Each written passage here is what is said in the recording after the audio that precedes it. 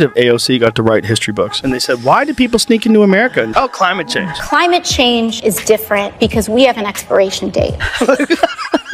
20 years from now. Climate change was so bad that people were walking from Guatemala to get plane tickets to fly to Michigan. We've got 12 years to turn it around. Yeah. 12 years. For real? Are you sure? Are you sure that happened? Maybe there's other variables? What do you think? My concern is that we are going to be the frog in the pot of boiling water. Hey guys, maybe some of the stops along the way, they only speak Chinese and they have Chinese signs. There's like a concerted effort to get people in from China. Hey, something going on? No, just climate change. We are going to debate and debate and debate and debate. And then when we actually finally pass something, it is a wimpy carbon tax and our kids are doomed. Oh, so simple. So nice. Bill Maher and Joe Rogan have basically teamed up to dismantle AOC, and honestly, it's equal parts brutal and hilarious. If you remember, a wave of commentators recently caught AOC stretching the truth about her upbringing and background. Once that story started falling apart, it didn't take long for it to reach Rogan, and from that moment on, they haven't let up. The takedowns have been relentless, sharp, and wildly entertaining, so if you haven't already hit that subscribe button, because this one gets good fast. What AOC said? He wanted to pick a fight with me, below me. He's going to lose that. It's amazing. Maybe don't send our country into war because you're in some type of mood. It is straight out of South Park. Gosh. It's straight out of South Park. Congress was supposed to have a classified briefing today, and they canceled it last minute. Like what? Yeah, I know. It's giving scrambling. It's giving disorganized. It's giving they are having problems behind the scenes. Do you know something I don't know? Please understand that this is Trump's war. This is a Republican war. Don't let them. What's especially funny is how Joe Rogan doesn't even pretend to take AOC seriously anymore. That shift didn't happen overnight, but it's obvious now. There was a time when Rogan saw her as the bright new face of the Democratic Party. He praised her speaking ability, her confidence, and what he called her courage for entering Congress at such a young age. Back then, he genuinely seemed impressed by her rise and the image she presented. When she found out she won. It's amazing. Play it. I'm gonna grab her. She's right here.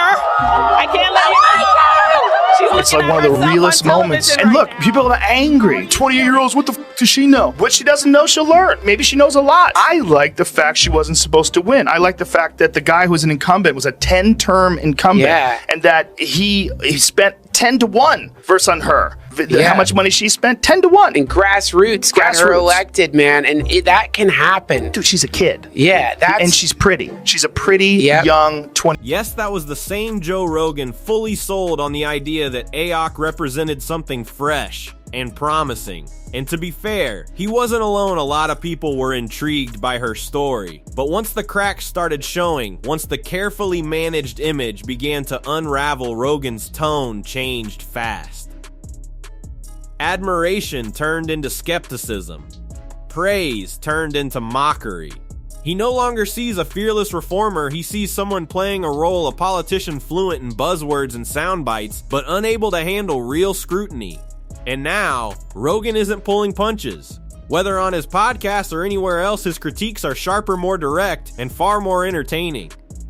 If AOC got to write history books and they said, why did people sneak into America? Oh, climate change. Climate change is different because we have an expiration date.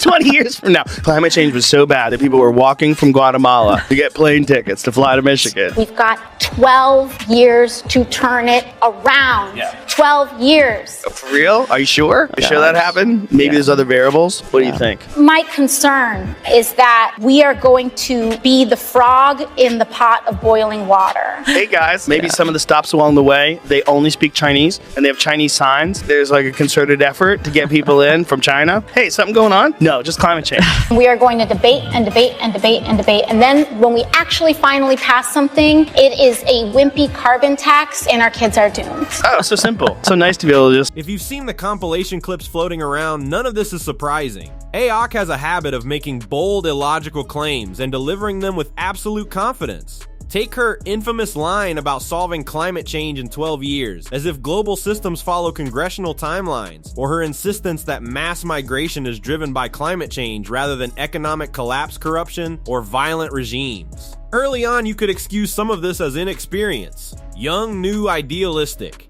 But 5 years into Congress, still repeating the same oversimplified talking points, it stops being idealism, it starts looking like ignorance. Instead of learning, she doubles down, hoping emotion and theatrics can replace facts. They can't. My favorite interviews was when AOC was talking to that lady and she asked her to expand. About Israel-Palestine? Oh my God. You use the term the occupation of Palestine. What did you mean by that? I think what I meant is like the settlements that are increasing in some of these areas and places where Palestinians are experiencing difficulty in access to their housing and homes. She just collapsed into herself? It's literally like a fifth grader that didn't study. Yes. And then they ask you about the subject, or you didn't read the book. And then, it's about Billy and his dog and a really good relationship, these dogs. But the crazy Do thing... you think you can expand on that? Yeah, I mean, I think I'd also I am not the expert on geopolitics on this issue. You watch the full interview, and you'll notice something else. AOC opens by confidently declaring herself an expert. Strong words.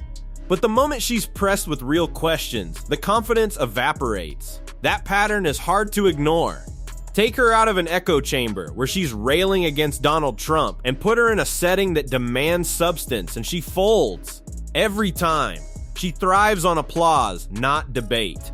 When challenged, she deflects. The talking points collapse, and the expertise she claimed turns into vague generalities. That's why Bill Maher's also jumped into this conversation. He sees the same thing: performance politics masquerading as leadership. Robotic tripods could be vaporizing New Jersey. Democrats would point out how the death lasers were disproportionately affecting low-income communities and people of color, and AOC would tweet, "Stop demonizing the Martian X community." Bill Maher summed it up with brutal honesty. At this point, Democrats could be defending literal Martians and they'd still call it compassion. And while that sounds exaggerated, the comparison isn't far off. The consequences of unchecked illegal immigration are real. Fentanyl flooding communities, human trafficking, increasing law enforcement overwhelm families paying the price. Yet Democrats rush to defend the chaos, and AOC is often front and center spinning narratives while people deal with reality. Bill Maher's joked that aliens could land in Los Angeles, and Democrats would still be arguing on CNN about coexistence. It's funny because it rings true. Solutions have taken a back seat to ideology. And that mindset shows up again in the next example, where AOC completely misunderstood the so-called Big Beautiful Bill and got corrected by Mike Lawler. Congresswoman Alexandria Ocasio-Cortez caught that interview, or at least saw it online, and she wrote, "It's not normal. Lawler voted to make the tax breaks on billionaires permanent while making the no tax on tips, just for those making less than $25K, expire in just 3 years. He's also kicking tipped employees off Medicaid, ACA, that's Obamacare, and clawing back their SNAP." So is she wrong about this bill? Yes, she's entirely wrong. Look, the standard deduction, for instance, which was doubled under the Tax Cuts and Jobs Act, is made permanent. This is a huge tax cut for middle class and lower income families all across this country. Obviously, within this bill, no tax on tips, no tax on overtime, a senior deduction, a child tax credit expansion. This is targeted towards the middle class and working class and lower income Americans all across. This is where the pattern becomes undeniable. She doesn't slow down to research or understand the basics before going public. With the Big Beautiful Bill, which aimed to ease middle-class tax burdens, AOC went straight to misinformation. She claimed people making under $25,000 were being taxed, while the wealthy were getting massive breaks. That wasn't true. Then there's the repeated misrepresentation of her upbringing, branding herself as a Bronx girl, despite records showing she grew up largely in Yorktown, Westchester, or the viral story about cashing her grandmother's Social Security checks, which turned out to be pure fiction. 5 years in Congress, and she's still pushing narratives instead of facts. Supporters say she draws big crowds.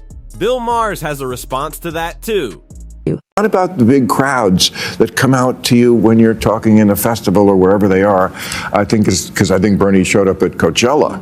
That must have been fun for the fans. It's who shows up on Election Day. And I just don't see that's the ticket. I mean, Cory Booker, I know you've worked with him. I like Cory a lot from my home state of New Jersey. Made a speech for 25 hours. Again, just whacking each other off. This is just not what's going to get the job done. Bill Maher's point is simple. Crowd size doesn't equal competence. Kamala Harris drew massive crowds. She had celebrities' media praise and a campaign war chest of over $1.5 billion. And what happened? A complete electoral disaster. All the optics in the world couldn't make up for weak leadership and a lack of substance. Bill Maher argues that the Democratic Party keeps mistaking hype for effectiveness. Instead of learning from failure, the DNC acts like nothing went wrong. They double down on identity branding and vibes while ignoring results. If that mindset continues, 2028 is shaping up to be a repeat performance. Holy shit. He said what? Did you witness the president commit a crime? Is it your testimony today? Yes. And what crime have you witnessed? How much time do I have to go through it? It is simple. You name the crime. Did you watch him steal something? Corruption statutes, RICO and conspiracy. What is it? What is the crime, sir? You asked me to answer the question. I answered the question. No. RICO, you're obviously not familiar with. Corruption Excuse me, sir. Excuse me, sir. Excuse me, sir. It's a category of crimes that you're then charged You have charges. A long 100 You have charges. Please name the exact statute under RICO? Yes. Well, it's funny. In this committee room, there's over 18 All right, sir. I reclaim my lawyers time. that went to law school. I reclaim my time. You guys okay, thank you. Then there was the hearing moment that was almost painful to watch. AOC tried to corner Tony Bobulinski by asking whether he personally witnessed Joe Biden commit a crime. Bobulinski didn't hesitate. He said yes. When she pressed for specifics, he cited corruption and RICO violations. That's where things fell apart. AOC appeared genuinely confused, as if corruption and racketeering aren't actual federal crimes. She walked straight into a trap of her own making. Instead of discrediting a witness, she exposed her own lack of legal understanding on live television. Not exactly the brilliance her supporters like to advertise. Recommendation of the many that you recommended family separation. I recommended zero tolerance. Which includes family separation. The same as it is with every U.S. citizen parent gets arrested when they're with a child. Zero tolerance was interpreted as the policy that separated children from their If I get arrested for DUI and I have a young child in the car, I'm going to be separated. When I was a police officer in New York and I arrested a father for domestic violence, I separated that father Mr. from his Holman, family. with all due respect, legal asylees are not charged with any crime. When you're into the country illegally, it's violation 8 United States Code 1325. Seeking asylum is legal. If you want to seek asylum, you go through the port of entry, do it illegal. At this point, AOC looks far too manufactured to be taken seriously as a presidential contender. She's too ideologically extreme for the average voter, not equipped to handle global complexity, and far more interested in viral moments than measured leadership. That doesn't mean she's beyond growth. She's still young. With humility, discipline, and a willingness to actually learn instead of lecture, she could mature into something more serious. But right now, talk of the presidency is laughable. Not because of her age, but because she refuses to evolve. She prioritizes performance over policy volume over substance. If she truly wants to lead, it's time to stop posturing and start learning. And with that, we'll wrap things up. If you enjoyed the video, hit like, subscribe, and I'll see you in the next.